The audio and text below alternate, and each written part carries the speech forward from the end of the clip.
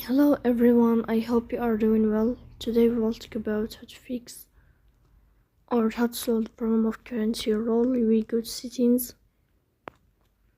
Here you will go to apps, default apps, app settings.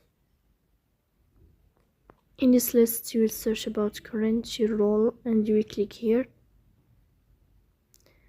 In this page of app info you will click on first stop and you will click OK.